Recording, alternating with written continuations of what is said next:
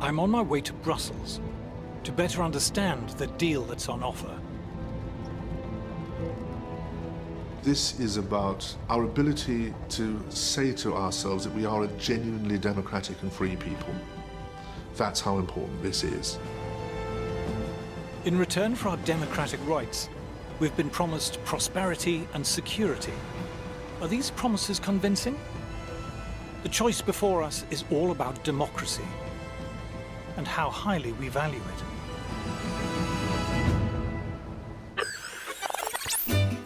The word democracy comes from the ancient Greek. The demos is the people. The people are meant to be in charge, not politicians or bureaucrats. They're meant to serve us, not rule us. We have given them some power, but only temporarily, and we can take it away from them if they displease us. That's the theory.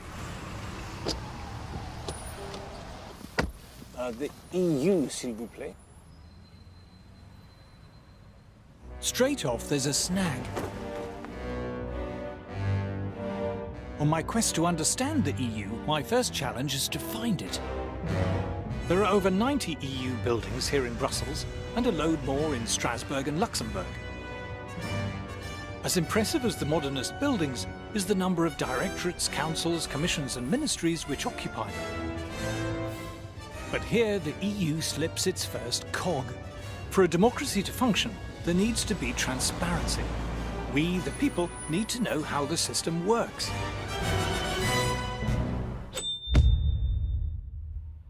People might not understand exactly how the functions of the British Constitution work, but they get the gist of it. Once every 5 years, we go down the school hall or to a church, we put a cross in a ballot paper, they're all counted up, and the chap with the most votes wins. We get that. You try working out how a European Commissioner is appointed. It's positively Kafkaesque. You can't actually get your head around who does what, why, and who is answerable to whom. The European Union, which imposes laws on 28 countries, is made up of 7 main institutions, which include the European Council, the Council of the European Union, the Court of Justice of the European Union, the European Commission, and the European Parliament. Do you know the difference between the European Council, the Council of the European Union, and the Council of Europe? It's a very good question. Tell me how many presidents there are in the European Union. How many presidents? Yeah. I'd guess at 1. There's 2 presidents, for goodness sake. I don't know what the difference between the 2 4. presidents is. There's 4 presidents, you say. There are squads of committees and presidents of this and commissioners of that. The expression I really hate is pooled sovereignty. It's bollocks. The people of Slovenia have no more idea than the people of the UK and the people of Sweden or the people of Spain what in fact is going on. I wouldn't profess to understand the detail of how it all works. And I think part of that is deliberate. One side knows. One side is a priesthood and knows how it all works. And the rest of us, ordinary citizens, don't know how it works. A massive transfer of power takes place. It was devised to make sure that the great mass of the people could not control government ever again.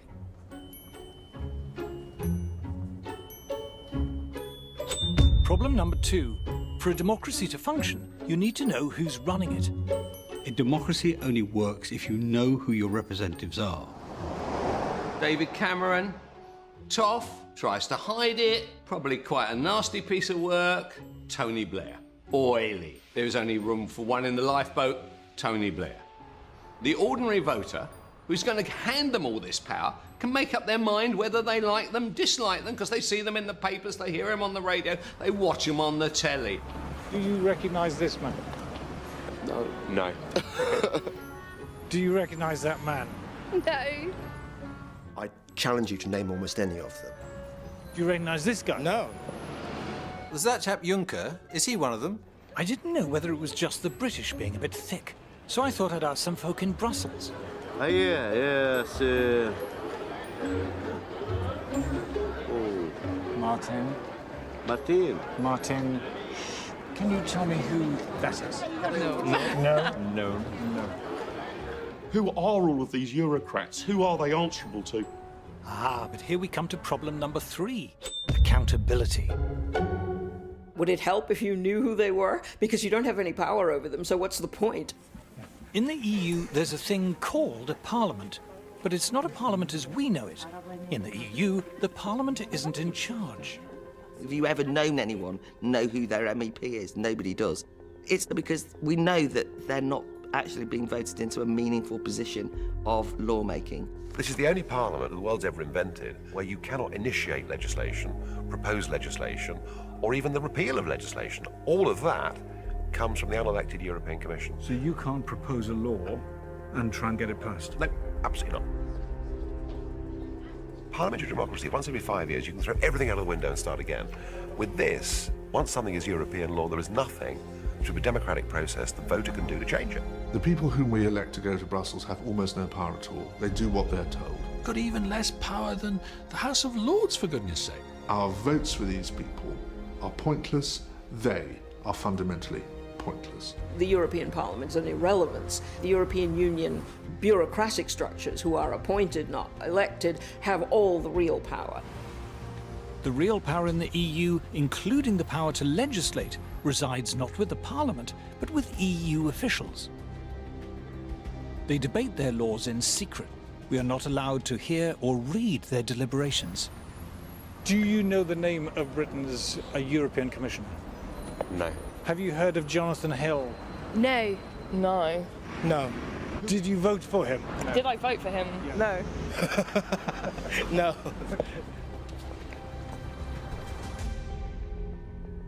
The curious thing is, only last year we were celebrating the 800th anniversary of Magna Carta, the founding charter of English freedom.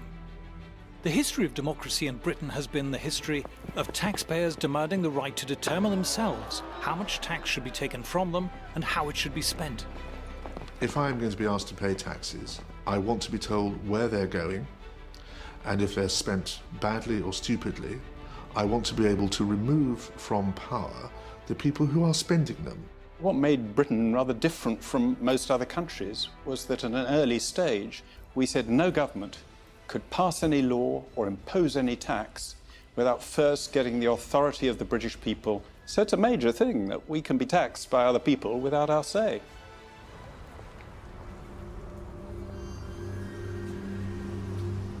We are now subjects of a vastly complex state machine run by anonymous officials whom we didn't elect, but who have the power to impose on us laws that we haven't debated and have no democratic means of repealing. People who say to you that the European Union is undemocratic fundamentally misunderstand the European Union. It is anti-democratic. But to EU officials and politicians, it's like a warm bath.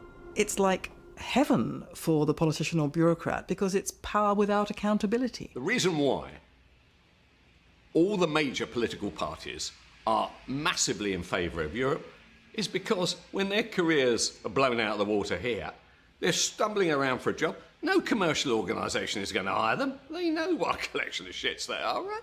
There's only one place that will hire them. They can get a job there, which gives them the freedom not to have to face the electorate. It's extremely well paid, it's more or less permanent, they don't have any constituents and they don't have any worry about being thrown out at elections. So they say, stay with the European project, I'll be making myself 200-300 grand a year. It'll be fantastic, and at the end of it I'll get a peerage. It's great. Since they're not directly accountable to the tax-paying public, EU politicians and bureaucrats have understandably been more than generous to themselves in pay and perks. This is the much talked about Brussels gravy train. And here's my handy guide. This is the shopping centre. But this is all for politicians and bureaucrats. It's not for members of the public. No. So you get your own hair salon and your nail bar. Get your nails done. Your nails done. There's a sauna, there's a massage parlour as well. Why would they not want to stay here, living a life of luxury? There are a number of people here who are paid more than the British Prime Minister. Ah, you might say, but how many? 4, 10, 100? 10,000. There are 10,000 people here paid more than David Cameron. That's 1 in 5 of everyone who works for the EU. If you're an EU official, there's the relocation allowance, the household allowance, the family allowance, the entertainment allowance, the private healthcare allowance, the private education for your kids allowance. The healthcare allowance includes free Viagra. You would have thought that would come under entertainment. If you're an MEP, you get an extra £250 a day for being good enough to turn up, another £41,000 a year on top of that to cover phone bills and computers, and another £225,000 a year on top of that to cover staffing costs, which in years gone by often meant spouse or children. And to cap it all, they've decided to charge themselves a special low rate of tax. But it's not just the officials and politicians who benefit. The EU diverts great rivers of taxpayers' cash to the tax-consuming middle-class intelligentsia in our sprawling, publicly funded establishment. The European Union is very good at purchasing the loyalty of powerful and articulate interests in all the member states. When we hear great public institutions, quangos, museums and campaign groups, waxing lyrical about the EU, we have to remember the EU gives them vast amounts of our money.